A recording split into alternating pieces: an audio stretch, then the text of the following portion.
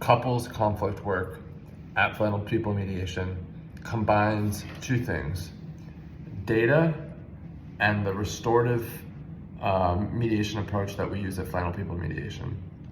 We're taking the same conflict study, the same let's hold space for conflict, and we're applying it to couples, families, primarily couples who want to stay together, who want to try something new, who want to study their relationship using the lens of conflict management.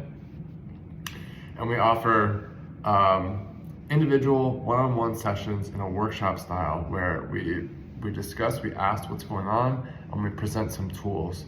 Some couples will use one-off sessions, right, as a way to learn tools, understand some data, view their interactions, hear how we view them from a neutral observer. And sometimes that feedback is really, really important, and those tools are really, really effective. And it can be a one-time session where couples come once, they get a ton, they use them, maybe they don't come back again. Maybe they come back in a month, in a year, in whatever. Other couples want more intensive work, right? They're at a point where they're eager for it.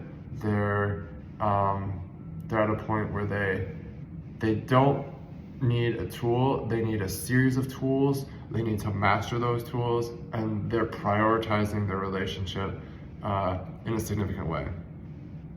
And for them, we have 3-day couples intensives, and we also structure our connection series, which is a series of one-on-one sessions structured over multiple weeks, versus the 3 days, which is 3 consecutive 5 to 6 hour days for couples who want to absorb, digest, implement, and really, it's a make or break pivot point in the relationship.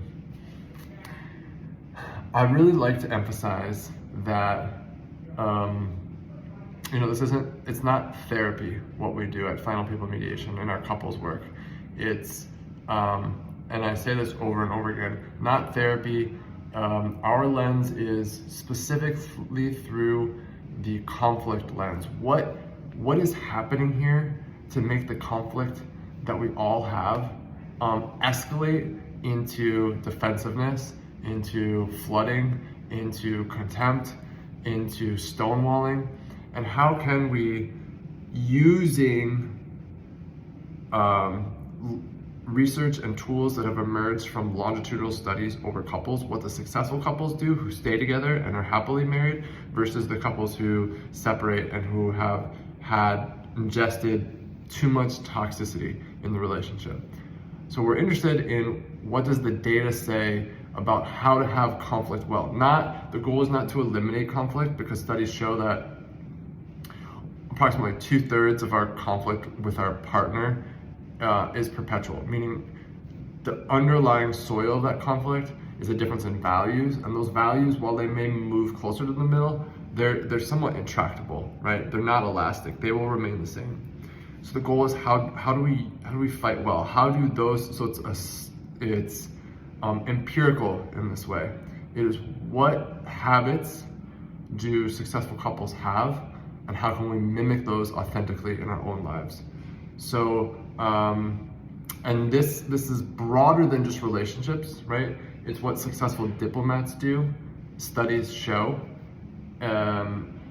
when working with an opposing party, an opposing country, an opposing nation, an opposing diplomat who is not on the same value set, right? It's how do you, so for example, let's add value right here. One example is the magic ratio of 5-to-1. Successful couples who stay together long-term have conflict and maintain a 5-to-1 ratio of positive to negative interactions according to the Gottmans. Incredibly hard to do. We break down exactly how you can do it in ways that make it feel feasible. And this is just one little niche. So this is our couples work. It can be a step toward clarity on whether a separation could occur. And it can also be a step to really rebuild connection, lean in, establish bids for connection and learn how to reciprocate them. It could be something to really crystallize, catalyze